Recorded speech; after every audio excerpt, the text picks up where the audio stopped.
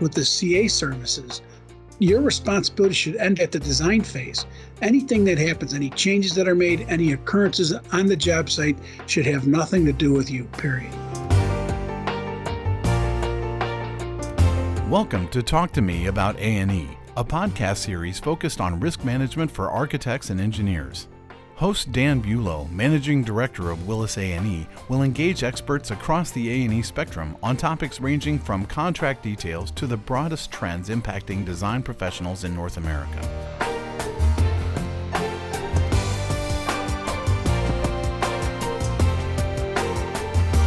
Well, hello and thank you for joining us for another episode of Talk to Me About A&E. I'm Dan Bulow, Managing Director of Willis A&E, and my guest today is Bob Stanton, head of our Willis A&E Claims Division. Hey, Bob, how you doing today? Good, yourself? I'm doing okay. It's great to have you back. So many of you know Bob, and I'll give you a little intro here. But before I do, just want to recap kind of what we're going to be talking about today. Our topic is on the role of the design professional in construction administration, which we'll refer to as CA. And this is actually part 2 of our CYA with CA series. Part 1 was with Jeff Coleman from the Coleman Law Firm, and where we talked to Jeff about the standard of care of the design professional in the performance of their CA services. Bob and I will continue this discussion and focus on what I would say are the critical basics when it comes to administering and managing CA risk from the perspective of the design professional. Many of you know Bob as he's been part of our Willis A&E team for well over 10 years, overseeing our contract review for our clients' education and claims advocacy. Bob has over 30 years of experience managing complex claims for design professionals. And in fact, Bob and I met back in 1997 when we both worked with DPIC companies, where I headed up the underwriting for the Midwest and Bob was senior claim manager out of the Midwest. So we're lucky to have Bob. Bob's a wealth of information here. And this is really an important topic, given the fact that CA, construction administration, is an area where firms can take on considerable risk. And we've in fact seen an increase over the recent years in CA-related claims against design firms. What I think complicates this is not only the significant exposures in this area, but the fact that there are both technical and non-technical contributors that the design firm must consider and manage. Important to note that we want the consultant on the job site providing CA services. In fact, most professional liability carriers in their applications will ask, what percentage of your projects are you providing CA services or are you observing? They want to see a high percentage typically because they have a very good actuarial data around this, that if the design professional is on the site observing that things are progressing in general conformance with their plans and specs, the likelihood of that project being on time and on budget and less claims is much greater than if they are not present. We discussed this in our last CA podcast with Jeff Coleman. You know, if the design professional isn't on that site, guess who they're all talking about? Bob, let's start off here getting your perspective about what would you say is the first step in the CA process that every design professional must take in managing this risk? I think that the first step is actually in the construction of the contract itself. I believe that the design professional needs to establish realistic expectations as to the duties and obligations of the consultant on the job site. And therefore, construction of the contract is essential in making sure that both sides have a clear understanding and that the expectations are reasonable. Expectations can become a little bit hazy are in the areas of frequency of visits and the scope of the work that's done, the role of the designer on the job site. As far as when a consultant should be in attendance at the job site, a lot of owner-drafted contracts call for as necessary or all necessary, which is entirely too ambiguous, because what's necessary from the contractors or the designers or the owner's perspective may be completely different. Most association contracts, such as the AIA where the EJCGC called for at appropriate intervals in the stage of construction. That's a nice start, but I don't think it really gets all the way to where you really want to be. A lot of times the at appropriate intervals is followed by things like but not less than weekly, monthly, etc. However, again, I think there's a better alternative. The alternative is that you have specifically described milestones. And these milestones are phases in the project where it's believed that the design professional's attendance on the site is most beneficial. It might be something like when the slab is poured or when the steel erection is complete, those type of things. That way, everybody knows when the design professional is intended to be on the job site, not by a date, but by a status in the construction. And therefore, the work will be done when they get out there so that they haven't wasted a trip. And the work won't be covered up since everybody knows when they're supposed to be out there.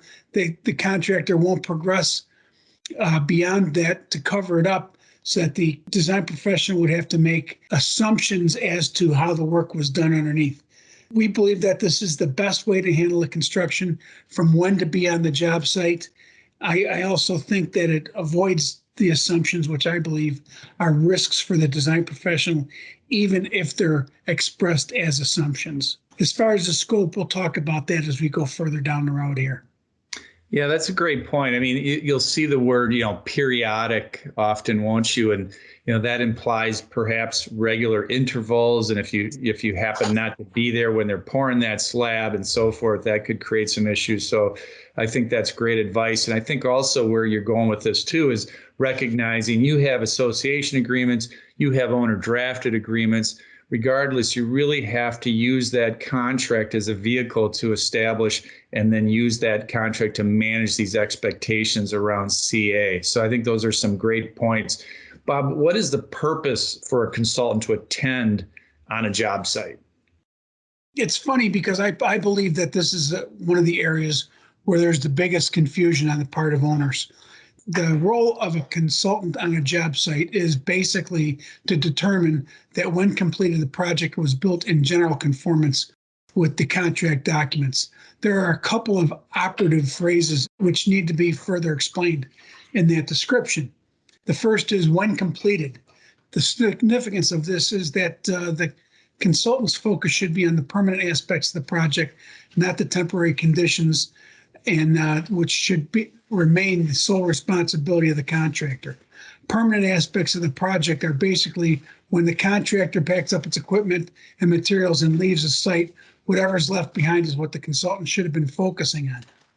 And when completed means that you're not looking at something in progress, because there are many ways of performing a task. So you're avoiding getting involved in the means and methods by which work is going to be done. The next general phrase is general conformance. It doesn't say specific or strict. As a matter of fact, when I review contracts, I usually try to get specific or stricken from the contract, because that's not really the role of the designer. For instance, if a wall is supposed to be 15 feet high and 35 feet long, the consultant doesn't have to take field measurements to verify the dimensions of the wall. They can eyeball it, and if it looks like it's 15 feet high, if it looks like it's 36, and it's a concrete block wall, that's enough. They don't have to give every specific tolerance.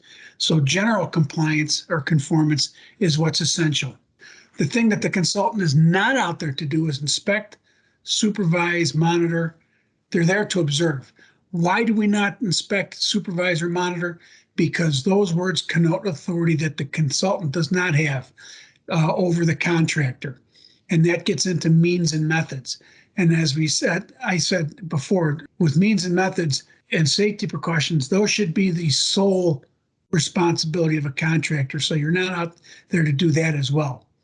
You're not out there to guard against defects and deficiencies. You're not out there to endeavor to guard against defects and deficiencies. If you have to have a caveat on that, I would say that you guard against observed deficiencies. But if you're out there at milestones, or you're not out there every single day, how do you possibly guard against defects and deficiencies?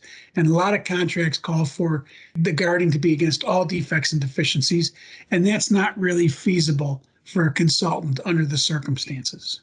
Again, very good points. And then, we need to keep in mind, again, the standard of care of the design professional out on the site, and also, what you have insurance for and what you don't have insurance for. And so at the end of the day, we want to avoid taking on, assuming certainly contractual and by your actions, anything that would be construed as a at-risk responsibility. That is the domain of the contractor, and it's really important to understand the standard of care of the design professional. We also recognize that there are certain clients and project types where they might kind of nudge you over that line, if not clearly nudge you over that line. And you mentioned the word inspect, for example, Bob. It's not unusual seen in some public agreements and so forth, when they want to use and throw a bant around that word inspect. And I would say, and I want to get your view on this as well, but that's a good place for us to try to clarify in the scope of services how we're defining inspection, right? I mean, it's really, what is your role when it comes to that? Be safe, use the word observe, period. Yeah, period. Or define what inspect is, which is observe, right? So while we want the design professional out on the site, we want them to provide these CA services and staying in their lane, if you will, they really need to be prepared, don't they, when they have this process in place. And so prior to attending these site visits, is there any prep work a consultant should perform, an agenda, objectives, et cetera, Bob, that you would suggest? I truly believe that having an agenda for the visit is vitally important. Determine what it is that you want to accomplish on that particular visit. Because I believe that a well-drafted site report can be, aside from the professional services contract, one of the most effective risk management tools for the consultant, and possibly the most effective risk management tool against delay claims. Given the fact that the architect and engineers underwriting insurance community has pretty much indicated there have been significant spikes in claims for construction phase services, taking the time to prepare an agenda is probably becoming a must prior to attending a site. The agenda should be based on the construction schedule and the schedule of values if you have them. If not, you might have to do an evaluation based on where you are in the project and basically taking a ballpark as far as where you believe the current status should be based on the beginning and end of the construction phase. The agenda would be set up based on where the project should be, not where the project is. That way you can evaluate whether or not the contractor is falling behind schedule. The main benefit of the site visit agenda, it keeps you on task, because what usually happens is there are issues that are brought up while on the job site, especially if a contractor is behind. And if you get something that's unanticipated that occurs during your visit, you have a list of things that you need to accomplish, so you can go back and make sure that you get the list completed versus possibly missing something and creating an exposure for yourself. The site report agenda gives you the ability to track the contractor's progress. As we said, if the contractor is behind schedule, you can note for the record that they are behind schedule, and that report goes to the owner and to the contractor so everybody knows that they're behind schedule. And I believe that this is a great tool in assisting you in defending against design or delay claims, because if there's a later allegation of a delay claim, you've already demonstrated that the contractor is behind schedule, and therefore you can show that two things. First of all, whatever they're accusing you of delaying them didn't necessarily create the delay in the first place because they were already behind schedule. And the second thing is that if they say that it was at a critical point in their construction work, you could argue that they were already behind schedule and that it would mitigate the damages. If nothing else, I believe that a site report that's done with an agenda, so that you're looking at the project from the perspective of where the project should be and not where it is, provides you with a way of challenging the veracity of the contractor's delay claim. Given the fact that it's communicated with everybody, there are no surprises when that happens. Yeah, great point. I mean, critical document for, again, important documentation practices is what we're talking about here, specific to CA. And since we're talking about these site reports, what are some of the other issues that should be raised in this report? I wanted to say something. You just brought up something that brought a thought to mind.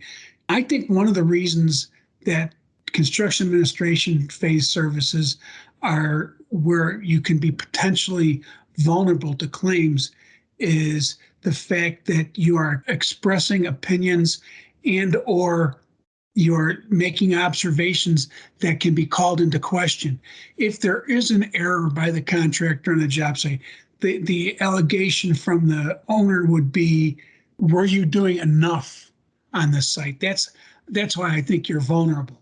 And that's why these site reports become so important. So as far as site reports themselves, if you're on a big project, if you're on a horizontal project like a roadway, you might want to note the mile marker you're at. If it's a large vertical project, what floor? If you're only attending at the trailer that day, those are the things that you write. To whom you spoke, what did you talk about? Was it interpretations of a document? What are the weather conditions? That may help with the consultant's force majeure defense. Work that was rejected. You might want to mention what was rejected and why. Include the photographs. We'll discuss photographs in a little bit. Any requests for scope creep or reduction. Scope creep, I'm going to go back. Again, you have to document clearly that if you're asked for a scope creep and you decide to do it as a firm, you want to make sure that you tie it back to the fact that it's outside the original scope of services, that it would also be subject to the terms and conditions of the contract, because if you do have a limitation of liability, some courts have interpreted scope creep as being outside the original scope and therefore not subject to the limitation of liability. Another thing that you might want to address in a site report is any requested substitution of materials and components, and if there's anything that's unusual that happened on the work site. And I'm not just talking about job site safety, but anything that may have happened. You might find out that the contractor's waiting for materials or components to be delivered and that they're behind schedule because of that. Those are the kind of things that you might want to put on your report, because those are things, again, if the delay is by somebody else and the contractor turns around and tries to point the finger at you, you've got a document that says something completely different. And I will tell you that an effective site report, I have had claims wherein those kind of changes or those kind of additions in the report have saved firms from significant claims. Mm-hmm. So it's important to remember that. And it's a formal document, isn't it? I mean, these are the way. How would you recommend that these site reports should be written? I believe that every communication on a project should be formally written, even if it's an intra-office message, because they may be viewed from the outside. But given the importance of this site report in the context of risk management, I believe that they should always be formally presented, no slang. Don't be overly technical. Don't use too many acronyms if you can avoid it. It should be objectively presented and do not editorialize anything. It should be timely in the file, because if not, we believe that any kind of challenge to the report would be considered as revisionist history type of thing. So make sure it's timely filed. It's verifiable. And one of the things that I think people often forget is you want to make sure it's locatable. And if you have notes, if you're keeping your separate log and then you're doing these kind of site reports, make sure that the log notes are also locatable. Okay, so Bob, we've discussed in our first CYA with CA podcast with Jeff Coleman, we talked about the standard of care of the design professional and CA services and the important distinctions in the standard of care of the responsibilities on the site versus that of the contractor, the professional versus the contractor. And you've offered some great advice here when it comes to reports and documentations, in addition to other thoughts around CA and managing that risk. Let's talk now a little bit about contracts. You see a lot of contracts, And have you seen any contract trends when it comes to describing the scope of services for CA services? Yes, I have. But let me say one thing that I've noticed that has been going on for a long time is that with owner drafted contracts, the scope of services is often provided with blurry parameters using words such as but not limited to, without limitation, reasonably inferable, usual, customary, all things necessary, all design work. And I think you have to be very careful. First of all, negotiate a contract with clear parameters on your scope, but also make sure that all your follow-up documents actually reinforce the parameters. The last two that I mentioned, the all things necessary and the all design work, are especially important if the owner is going to separately retain consultants. You want to make sure that you're not responsible for all design work if you're not doing all design work. So that's what I've seen for a long time. As far as current trends, we always tell you that every contract you should have something that stipulates that the consultant is not responsible for the means, methods, installation techniques, sequencing, or scheduling of the work. We would prefer also that you would add to that not only are you not responsible for it, but it's the sole responsibility of the contractor. However, in the contracts I've been reviewing over the last 6 months or so, I've noticed that everyone's putting conditions on that, saying that, but should you see work that is being done incorrectly, you should do something about it. You really don't want to have any contractual obligation noting exceptions to an absolute, because that's kind of a backdoor way of getting you back involved in means and methods. And I would argue that given the fact that the courts are usually plaintiff-oriented, the judge would interpret it that way as well. Obviously, what we would like to see you do is, if possible, you want to delete that language, or if you have to, try to modify it so that it refers to something definitely observed. But let's talk really quickly. I want to just touch base really quickly. Let's say you run into something where somebody's doing something incorrectly. You always want to make sure that you're talking about the final product and not the process whenever you're making observations about some work being done on the project, which means that instead of saying you're not doing that right, you would say, if the work is done that way, it will not comply with the contract documents. Another trend, and this is one that's really starting to get frightening, is there's a concerted effort to remove what used to be a standard or traditional clause in the contract that indicated that the consultant is not responsible for conducting exhaustive inspections of the site. In the AIA documents, for instance, that's found in the payment certification section. And we believe that if you have an owner drafted contract and it's been taken out, you need to put it back in, or if it's not in there, you need to put it in.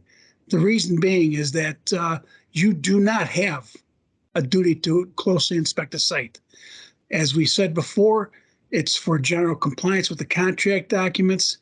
And I know there'll be an argument, I believe we discussed this earlier, about the ethical obligation to protect the general public. If you have that general obligation and you remove this section, this clause for exhaustive inspections, then you are responsible, much more responsible for the overall work that's being done on the project beyond what you're intending to do, beyond what would be considered open and obvious hazards. So you have to make sure that you're not responsible for exhaustive inspections of the site. And that's really an essential issue for you. Oh, great points, Bob. And in the previous podcast on CA, we talked about the fact that insurance carriers are asking in the application process, what percentage of your work are you out there observing the work? They want the design professional out there because they have good actuarial data, again, that if the design professionals out there observing that things are progressing in general conformance with the plans and specs, the likelihood of that project being a success is much greater. What, from a contractual, again, back on contracts here, what if the owner attempts to reduce the scope of services specific around CA? What is your advice? Well, any reduction in the scope of services, first of all, should be identified and handled as if it's a material change in the contract itself. It needs a separate document. That might be a time when I would actually go so far as to use a certified letter to get it across to the owner, the importance of this reduction in scope. It should be handled as a change order if possible. If you had a contract that you had initially some services identified, then there was a change to that. That's when you would certainly want to make note of it, right?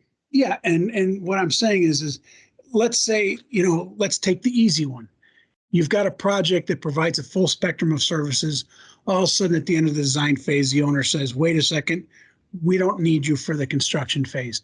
Well, what we would do in that circumstance is we'd actually write back to the owner and say, we're uniquely qualified to both interpret and to evaluate changes to the design since we're the ones that drafted it.